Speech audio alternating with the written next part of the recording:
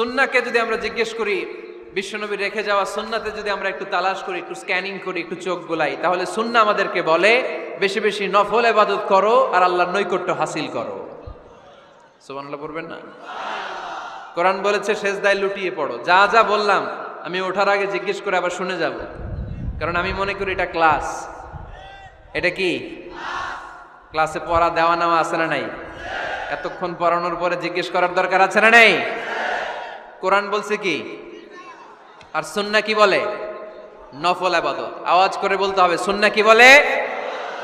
বুখারীর বর্ণনা, আল্লাহর হাবিব সাল্লাল্লাহু আলাইহি ওয়াসাল্লাম বলেন, মা ইয়াজালু আবদি ইয়াতাকাররাবু ইলাইয়া বিন নওয়াফিল। বান্দা যত বেশি নফল ইবাদত করতে থাকে, করতে করতে করতে করতে বান্দা আমার কাছের নৈকট্য প্রাপ্ত বান্দা হয়ে যায়। হাত্তা উহিব্বাহু, এরপর আমি আমার বান্দারে এত ভালোবাসি, কুনতু সামআহুল্লাযী ইয়াসমাউ